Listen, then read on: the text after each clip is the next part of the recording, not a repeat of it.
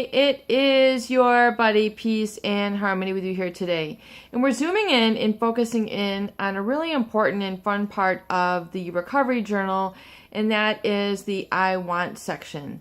And there's a number of different questions that I want to present to you to help you open up, to help you come more from your heart space, to get away from the self-limiting beliefs, feelings, emotions, cognitions, and behaviors that have been instilled in you from a covert narcissist, a psychopath, someone who has inhibited your personality, who has held you back, who has created a feeling of maybe inadequacy, shame, worthlessness, fear.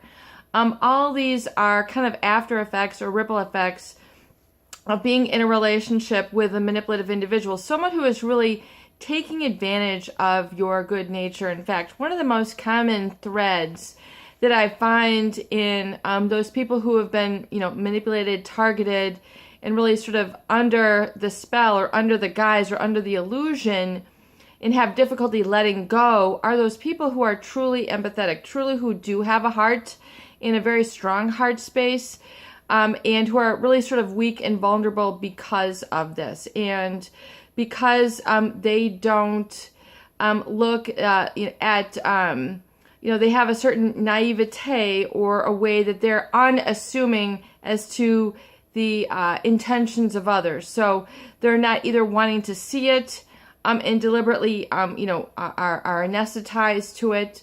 And furthermore, stay in relationships with people for way too long. In other words, they begin to identify with the abuser. They enter into a little bit of a Stockholm syndrome where they have a traumatic bond and they feel responsible to this individual, indebted to this individual, and they begin an enabling process, a codependency process, where essentially they're not able to really live in a sort of boundary and protected stance where they're able to confront or they're able to say no. They tend to over-obligate out of habit, and they are afraid or inexperienced with drawing the line and saying, okay, this is enough. I can now say no. This is not appropriate behavior, and I'm not tolerating this. So their tolerance level and their standards become either very low or their tolerance becomes very high. In other words, there's sort of an addiction going on where they feel, that they can't really be assertiveness. And oftentimes it is because one's assertiveness has been met with harm. Their assertiveness has been met with danger. Their assertiveness has been met with aggression. So before, when they tried to speak their truth, be their truth, feel their truth, and become in that purpose, it was met with an adversary. It was shut down. It was shot down. They were told, that'll never work. And so then they took that at face value and never began to question that, and then began to kind of sweep it under the rug, so to speak, and then live, in that self-doubt. So unfortunately, that is oftentimes the case that people then find themselves in, and then further in life, those cognitions become emotions, and then those emotions repeated over time become a mood, and then furthermore over time it becomes an identity. So we need to kind of break the codependency code here. And I also want to give a shout out to those of you who have recently complimented me on my jacket. This is Abercrombie and Fitch jean jacket. So thank you so much for your compliments. It's like the, kind of like the shorter version, and it's super comfortable. It's got a lot of give to it. So definitely check out Abercrombie for their jean jackets. You can get them in like a size large, super comfortable. And I want to kind of move into the I wants section. And so, oftentimes your desire, people feel depersonalized. They can't focus. They have ruminations. They have flashbacks. They have sort of a release of these negative thoughts, which keep what we call self-limiting beliefs intact. And oftentimes your self-limiting beliefs will be part of the unconscious. In other words, it's what your operating system is like. It's like having, a 1-volt battery. Your energy is not very strong. It's like having a 2-cylinder engine. Your engine isn't really kind of moving along the way that it should.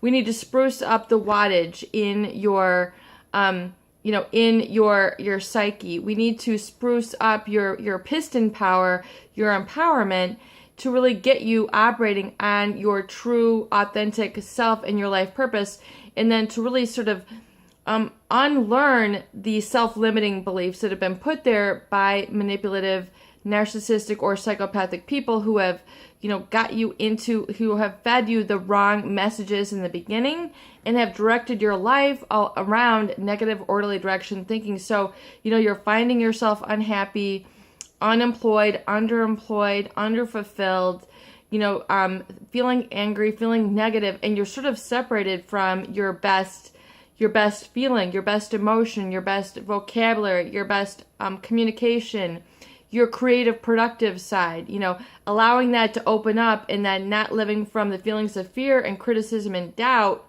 and instead coming from the feelings of emotions of joy, bliss, forgiveness, gratitude, I am, I can, that feeling of safety, and then following up on that sort of high piston experience, higher wattage feeling of safety, security, serenity, gratitude, I can, I am, and then embracing those and what that means specifically to you. And really, no matter where you are at in life, it is never too late. So it is never too late to become in touch with your human potential and back it up. And it happens immediately. It happens, just because. And so if you're watching this, I want you to come from your heart space and get away from that inner critic that, is perhaps, still directing your life. I want you to come to your heart space and just begin to get out your recovery journal. And real quick, I'm going to give you some I want affirmations that I want you to begin to get into the I am phase, the I feel phase, I am becoming phase. And it's not so much what did you do today, it's who did you become today.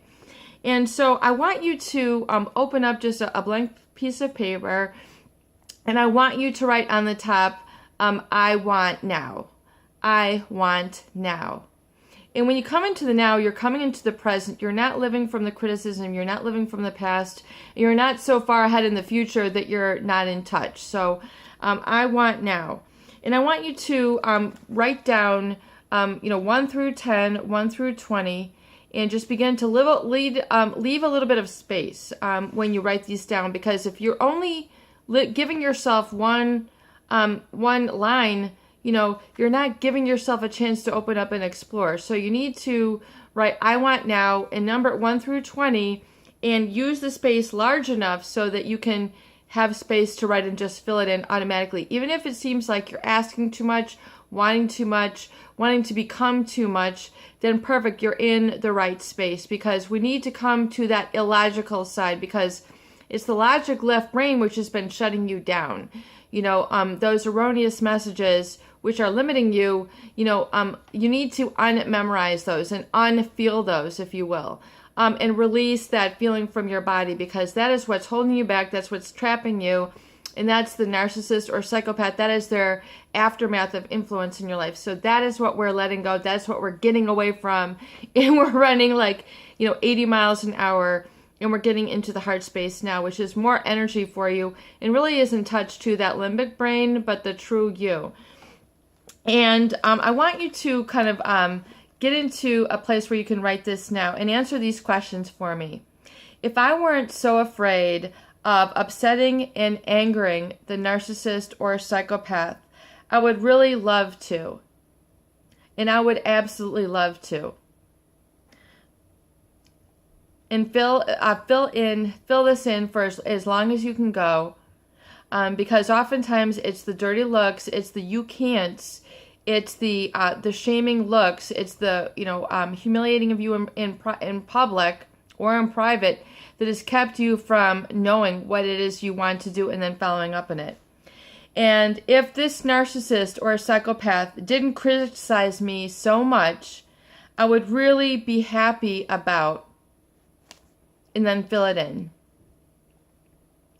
You're going to find that you have some very simple joys, some very simple things that make you happy, but that you have been distracted upon, you have been derailed from because of this individual and because of their attention needs, their needs, which have overwhelmed you and have supplanted your needs. And if I didn't have to put so much energy into taking care of the hurts of the narcissist or the needs of the psychopath, where I broke myself down, I would really love to focus on and have, and then open up. So this can be as simple as time to work out, time to cook, time to really go out with friends and really seriously date somebody who wasn't abusive. It can just be having alone time, time to read, time to learn about different animals or different areas of the country or different areas of the world. So certain things, maybe you're really interested in spirituality or religious studies or religious texts or history. Or maybe you're interested in the future and innovations and things that really make you tick. Things that you just, and I furthermore want you to look through your day and continue to ask yourself these questions. If I have not been so held back in shame and the hurt, the sadness, and now that I know why this was projected onto me for a reason, and because of that was really shut down, and my inner light, and my joy, my inner light, my joy, and my energy, my talents. Now that I know this, I really want to anyway. What do you really want to do anyway? If it's you want to paint, you want to sculpt, you want to needlepoint, you want to learn to build something, you want to read, you want to explore poetry, you want to explore architecture. There's a lot of different things that you might have been interested in as a child or naturally catch your eye. And this is including mentors. I also want you to identify who you really admire in life. A singer, a songwriter, an actor, an actress, a figure. It could be a religious figure. It could be a business figure.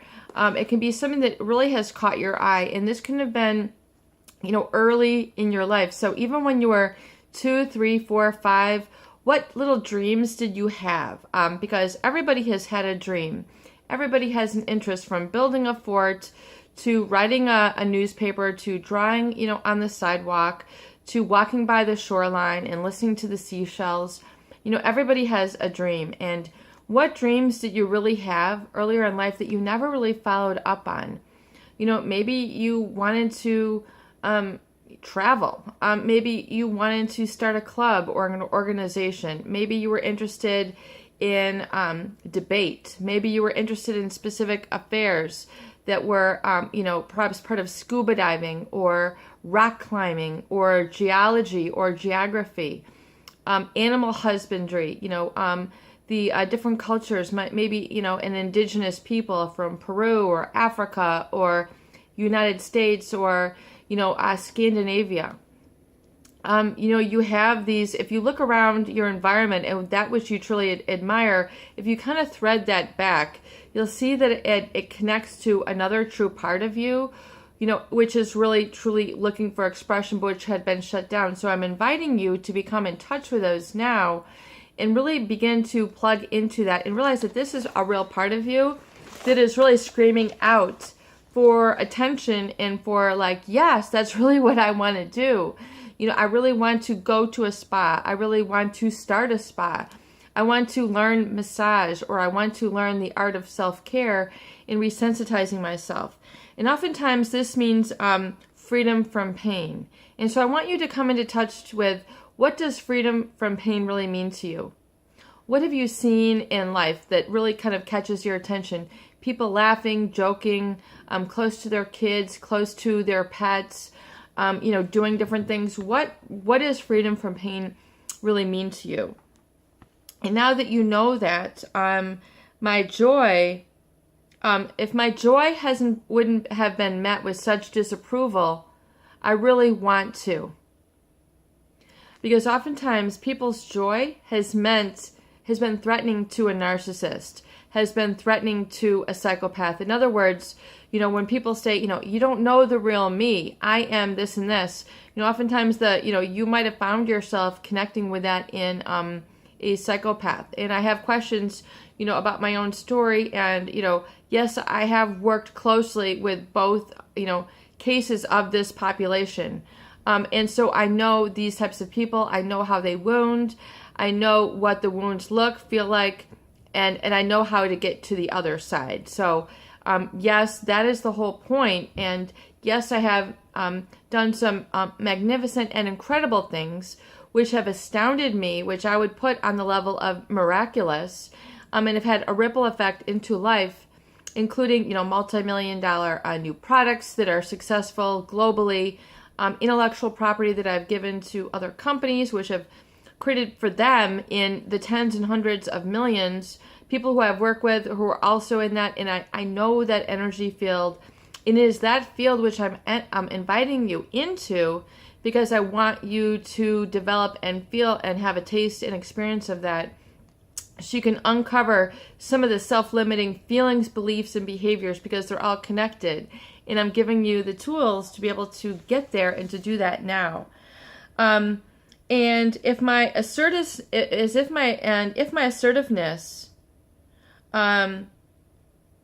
was not met by so many lies, so many betrayals, and criticism, I would really love to become assertive by doing. And I want you to fill in the lines. I want you to open up. In other words, really come into your heart space and write it down where you're not criticizing. I mean, it feels like you're dreaming. If it feels like, oh my God, that you're asking too much, then you are on the right track, because this is the true part of you, the true interest, whether it's even as simple as I want to be able to smile. I want to be able to feel safe. I want to enjoy painting. I want to sculpt. I want to get a hammer and a nail and I want to build something. I want to whittle something. I want to explore, botanicals or herbs, or I want to start writing. All this is there for you, and life will definitely support you and meet you for where you are at. And maybe you're fine, you want to develop a whole nother profession, or maybe you want to start working or develop a part-time. Maybe you want to become a volunteer at a local hospital, a local thrift store, a local hospice center. Where can you begin to reach out to people and then just begin to connect from that really individual part of yourself, which has never really been met or experienced before. And I want you and invite you to really take place there. And furthermore, before we wrap it up, I want you to ask yourself some questions during the day. I have always admired, and I want you to write it down. I want you to write down what catches your eye, what catches your ear, what catches your tongue, what catches your skin, what catches your soul. Even if it's just a cloud, a feather, a bird, a piece of fabric, a baby that you see in the store. Maybe it's a puppy. Maybe you just want to go to a local puppy store and just walk in and say hi. See the puppies. Maybe you want to walk into, a local thrift store and see and inquire about becoming a volunteer, a local hospice center, a local, shelter for domestic abuse. Maybe, it's where those people who have met with addictions, you want to reach out. You want to just plug in it without commitment, without looking at the outcome. Either way, just follow your sort of gut curiosity. And if you're doing something totally different, out of character, which is new for you, then I want you to allow yourself that, because we're going to plug that into the recovery date and also the what I call the emotements, plugging in your emotements during the week to begin to feel these new things. So you might even just begin to want to feel safe, that you're begin to feel that I can sleep, and get on kind of a schedule. Again, wherever you are, we want to meet you where you are. And we want to develop this practice for now and moving in the future, because your healing can become very rapid once you place these into, get these into place and write them down. Because Once they're writing down, they're going to speak volumes to you, and you're going to connect with your subconscious mind, which has been needing for attention, which is the storehouse of your freedom and your purpose. We want to open that out because hitherto, a lot of people have been hidden from that because of such manipulators, abusers who they have met in their life. It is your buddy, Peace and Harmony, with you here today. I hope that these videos do help. Please share and please subscribe for more great tools, videos, discussion, and support.